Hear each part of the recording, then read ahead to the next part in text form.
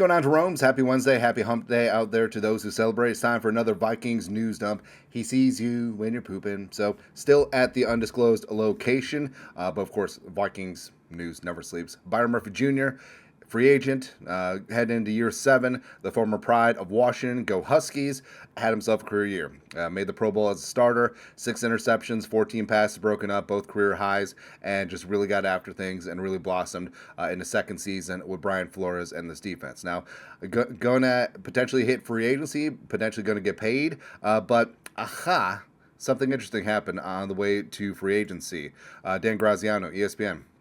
Per league source, Vikings and cornerback Byron Murphy Jr. have agreed to push back the void date on his contract. Now, blah, blah, blah, blah, blah. We covered this yesterday, but basically, Murph had 3 void years attached to his 2-year contract, and the Vikings were going to incur $4.2 million dead in void year cap hits, just like they did with $5 million for Darnold, as well as a couple million with Stephon Gilmore on Monday. But just like the Aaron Jones situation, who also had some void years coming home on Monday, they pushed Byron Murphy Jr.'s to March 11th, the first day before free agency. Now, what it does gives the Vikings and Murph a little bit of extra time to negotiate a long-term extension. And it's good for the Vikings because they still get that negotiating window without that extra $4.2 million dead. It stays prorated if they sign Murph to a long-term deal. It does come home and hit if they don't. And with Murph, basically, he can't be franchise or transition tagged because his contract doesn't void until after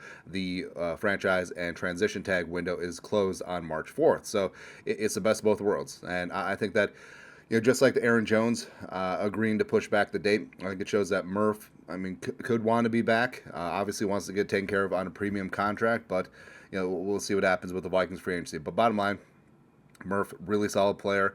He does great in this scheme. Now, would he thrive? Cornerback's always weird because I think a lot of the success is really scheme and coaching and teammate dependent.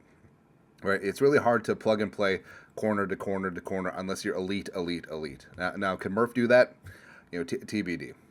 Also, another free agent is Daniel Jones. Who? Daniel Jones, former Giants number 6 overall pick and giant contract dude, got cut, came to the Vikings, but reportedly some interest with him and the Steelers. Andrew Filipponi, who's a sports talk radio host in Pittsburgh, South. There's interest in former Giants quarterback Daniel Jones inside the Steelers organization. Quote, the Steelers could do a lot worse than Jones. Again, just ringing endorsement, with the belief that it's actually a good fit for Arthur Smith's offense and Mike Tomlin's preference for a mobile quarterback. Now, Jones certainly is going to have his suitors out there, but he already picked Minnesota once, and I think that he saw what Sam Darnold did this year, and could he have a similar situation if he beats out J.J. McCarthy? Maybe he thinks that he could beat out J.J. It's possible. Where McCarthy's not going to be handed the job, I think that he will earn it based on merit and all that stuff, but Jones, he chose Minnesota for the coaching and for the opportunity. And also, knocking on all the wood, hopefully not, but if something happened to JJ, Daniel Jones would be set up with a freaking Ferrari in terms of this Kevin O'Connell and Justin freaking Jefferson offense, right? So I think that I would love to have Jones back, but if a team is going to offer him like 15, 20 million bucks per year, deuces. And the Vikings get credit for a high-end comp pick. But, if Jones is back at 10, 12 million bucks per year, all for it. Even though, J.J. McCarthy is on his rookie deal. You're still only spending $13 to $14 million on your top 2 quarterbacks, which is really damn good. Also, backup quarterback is really important. Andy Dalton re-signing with the Panthers, 2-year, $10 million deal, $6 million guaranteed, and it's good because you do need a high-end backup quarterback. And Dalton, despite his red rifle status and the whole Dalton line, the late great Chris Wessling, hey Dan, he always had a scale when Andy Dalton was a starter for the Bengals. It was getting paid, where it's like the Andy Dalton scale. It's like you're in quarterback purgatory because you're paying a quarterback a premium contract, but you're worried that you can't do better, but yeah, you're sort of stuck. Yeah, that's what Andy Dalton was. But as a backup, he's legit. All right, and the Vikings, say Darnold leaves and say Daniel Jones leaves, the Vikings have to find themselves a reliable backup quarterback. Now, I know that Kevin O'Connell has a lot of love for Nick Mullins. Nick Mullins is certainly entertaining. I'm throwing for 4 touchdowns today. I don't know which team is going to get them, but someone's getting 4 touchdowns, right? But you look at the landscape. So, I mean, Zach Wilson or Trey Lance would be tailor-made for Kevin O'Connell to pull his quarterback whisperer magic trick, right? Also, we could finally sign Trey Lance, and it's not going to cost anything, and you won't have to trade for him. So the pride of Marshall could come on home. Yeah. Maybe there's a reason why PJ Fleck didn't offer him a scholarship. Who knows? But Brissett would make sense. Heineke, he's coming home to the place where he belongs.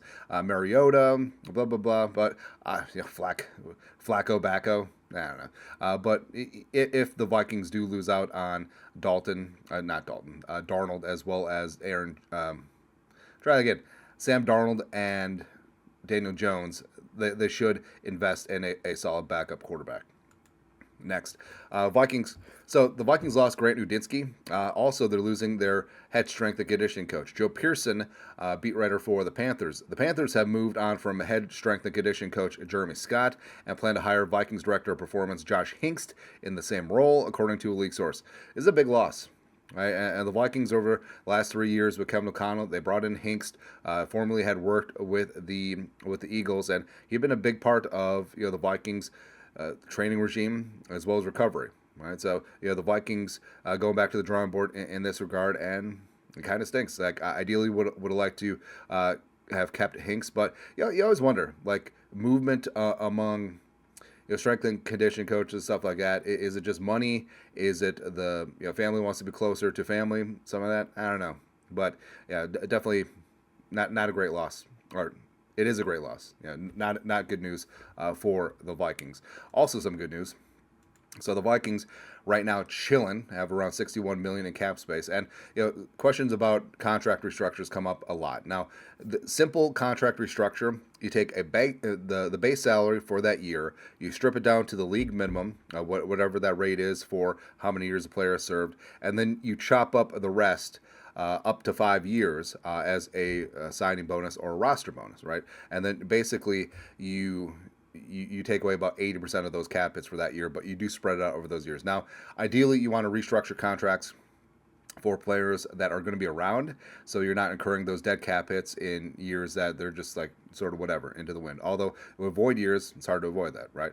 And also, players are treated as heroes for restructuring their contracts. I mean, a lot of them they don't even have to sign off of. Like a lot of extensions have automatic team restructure deals, and basically, if a player was slated to make like Brian O'Neill $26 million as his base salary, he gets $25 million today, as opposed to waiting for all those game checks. So it's kind of nice. It's good business if you can get it. So the Vikings sitting at around $61 million in cap space, have a couple million dead. We need to allocate a couple million for draft picks, but they still have plenty to go hunt in free agency. And also, so just take a look. Just simple back of envelope math. We did simple restructures for O'Neal, who has a $26 million cap hit, Hockenson, $16 million, as well as Grenard, 22-3. Now, those are 3 players that should ideally be here for the long term. Also, you look at a guy like Brian O'Neill, could be up for an extension, which could also lower his 2025 cap hit. But simple conversions for O'Neal, Hockenson, and Grenard, that kicks that up $36 million in cap space. And that's easily, no muss, no fuss. That could get done today. So that there's always money in the banana stand. You can always do that, and something that Rob Brzezinski has done very good at.